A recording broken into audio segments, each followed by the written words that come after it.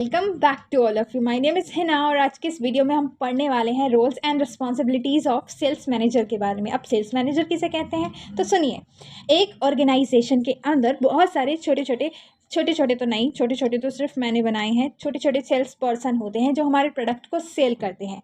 इधर जाते हैं, उधर जाते हैं, उधर जाते हैं और ऑर्गेनाइजेशन के प्रोडक्ट एंड सर्विस को सेल करते हैं। ठीक है, तो इनकी टीम को भी तो अब कोई मैनेज करेगा, इन्हें भी तो कोई गाइड करेगा, इन्हें भी तो कोई बुद्धि देगा, तुम ऐसे काम करो, तुम वैसे काम करो, इनको भी तो कोई ट्रेनिंग देगा ना। तो इन्हीं के हेड को, इनकी टीम को मैनेज करने के लिए एक बंदा रखा जाता है जिसको कहते हैं सेल्स मैनेजर। ये इनका हेड होता है और ये इस पूरी टीम को क्या कर रहा होता है, मैनेज कर रहा होता है, मोटिवेट कर रहा होता है, ट्रेनिंग दे रहा होता है, इनके लिए प्लानिंग कर रहा होता है और ये सारे कंपनी के सेल्स प्रोसेस को ओवरसी करता है। ठीक है, तो इसे ही बोलते हैं सेल्स मैनेजर। सेल्स मैनेजर एक वो पर्सन है जो सेल्स पर्सन की टीम को मैनेज करेगा। ठीक है, और इनके लिए काम करेगा, ऑर्गेनाइजेशन के लिए काम करेगा, सेल्स प्रोसेस को देखेगा। ये सारे चीज़ें कौन करता है? सेल्स मैनेजर करता है।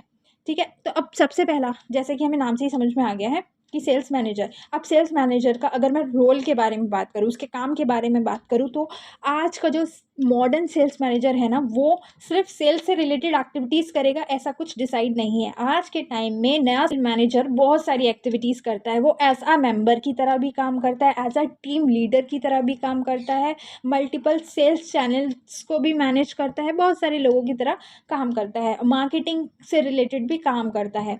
तो सबसे पहले अगर मैं बात करूँ तो इसका पहला काम होता है प्लानिंग करना।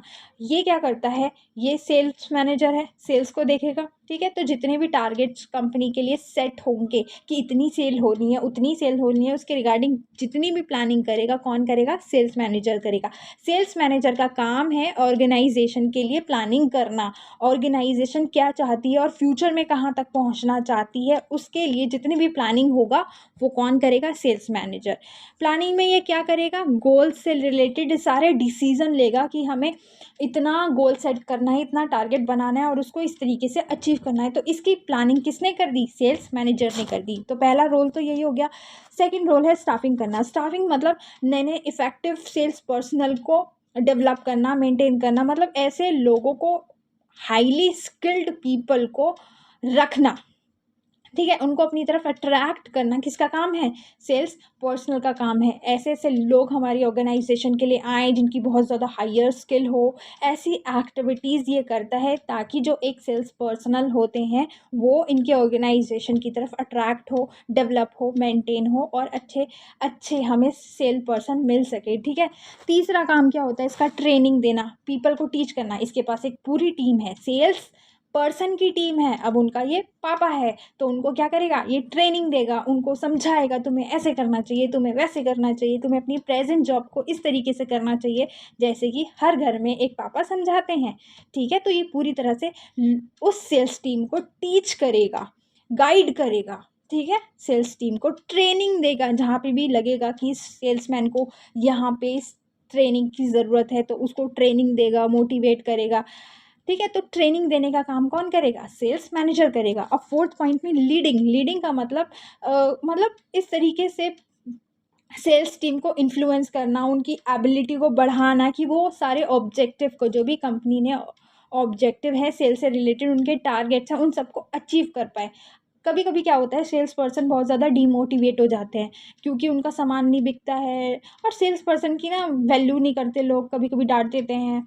तो ऐसे लोगों को ऐसे टाइम पर बहुत सारा डिमोटिवेशन आ जाता है। तो इसी समय उनको लीड करना, मोटिवेट रखना, उनके टारगेट जो पूरे नहीं हो रहे हैं उनके लिए काम करवाना, उन्हें समझाना, उन्हें पूरी तरह से उनके अंदर ज़ील भर देना, एनर्जी भर देना, पॉजिटिव एनर्जी भरना और उन्हें गाइड करना, अच्छे से मोटिवेट रखना, उनके लिए काम करना, ये भी सेल्स मैनेजर का काम है। वो अपनी टीम को क्या करता है? लीड करता है। ठीक है, कंट्रोलिंग। कंट्रोलिंग में क्या होता है?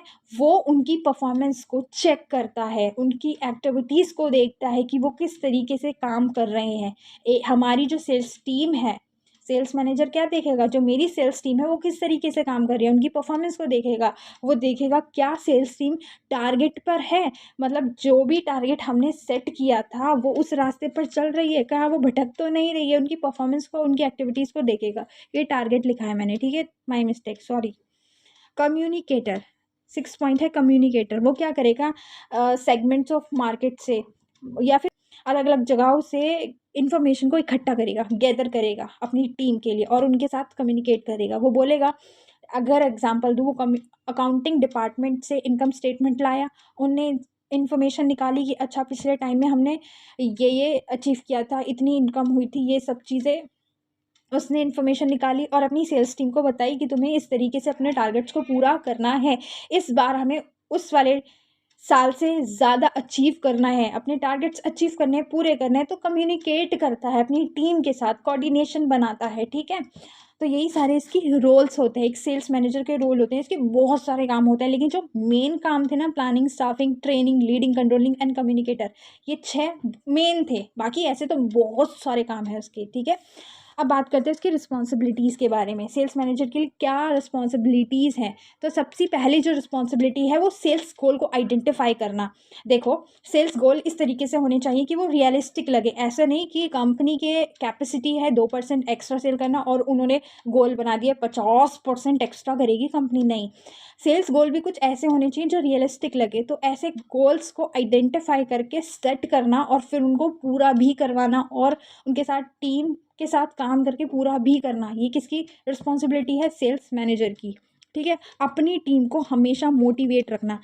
कोई कोई लोग नेगेटिव होते हैं, तो वो क्या करते हैं, जैसे कि अगर अपनी सेल्स टीम काम नहीं कर रही है तो उन्हें डांट देंगे, चिल्ला देंगे, तुम्हारे टारगेट क्यों नहीं पूरे हो रहे हैं, तुम्हारा ये क्यों नहीं हो रहा है, तुम्हारा वो क्यों नहीं हो रहा है। पर उन्हें प्यार से समझाओ, मोटिवेट रखो कि तुम कर सकते हो, यस तुम कर सकते हो, तुमने इतना अचीव किया है, देखो तुम्हारे ये सारे अच्छे पॉइंट्स हैं और तुम कर लोगे, मुझे पता है। तो उन्हें मोटिवेट रखना। थर्ड है कि अपनी प्रॉपर इमेज क्रिएट करना। वो एक रिप्रेजेंटेटिव है, कंपनी को रिप्रेजेंट करता है। जब भी एक सेल्स पर्सन बाहर जाएगा ना, तो वो अपने आप को रिप्रेजेंट करेगा, कंपनी को रिप्रेजेंट करेगा कि कंपनी कैसी है, ठीक है। तो उसके लिए सेल्स मैनेजर को बहुत अच्छे से अपनी इमेज तो बनानी है, अपनी पर्सनालिटी तो बनानी है, अपनी पर्सनालिटी को इन्हेंस तो करना है, और साथ ही साथ वो कहीं पे भी बाहर जाता है तो कंपनी की गुडविल भी बनानी है, उसके प्रोडक्ट सर्विस की गुडविल भी बनानी है, अच्छे से लोगों के साथ मैनर्स के साथ बात करना है, बहुत सारी चीज़ें होती हैं कंपनी की गुडविल को बनाने के लिए, ठीक है। फोर्थ पॉइंट है अचीविंग द सेल्स टारगेट। जो उसने टारगेट आइडेंटिफाई किए थे ना अभी ऊपर, गोल सेट किए, तो उनको अचीव करवाना भी तो किसका काम है? सेल्स मैनेजर की रिस्पॉन्सिबिलिटी है, नहीं है? तो उसकी रिस्पॉन्सिबिलिटी बनती है कि वो क्या करे, सेल्स टारगेट को अचीव करवाए। और फिफ्थ पॉइंट है कि कस्टमर्स को पूरी तरह से सेटिस्फाई करना भी सेल्स मैनेजर की रिस्पॉन्सिबिलिटी बनती है, ठीक है।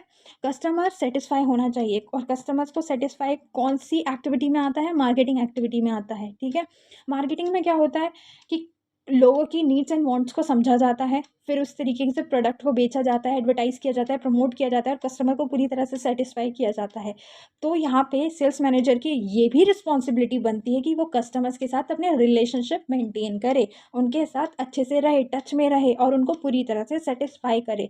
सिक्स पॉइंट है कि वो इतना अलर्ट होना चाहिए, इतना एक्टिवली पार्टिसिपेट करे हर एक चीज़ में कि वो अपसेल कर दे और क्रॉस सेल कर दे। अपसेल मतलब जितना कस्टमर लेने आया है ना, 5 रुपये का सामान लेने आया है तो 10 रुपये का बेच देना।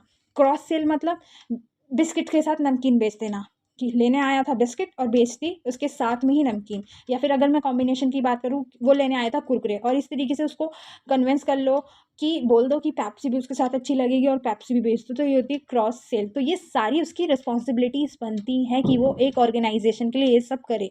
आई होप कि आपको वीडियो समझ में आई हो, अच्छी लगी हो। अगर अच्छी लगी हो तो एक लाइक, सब्सक्राइब, शेयर ज़रूर करें। मिलते हैं नेक्स्ट वीडियो में। Till then, bye bye.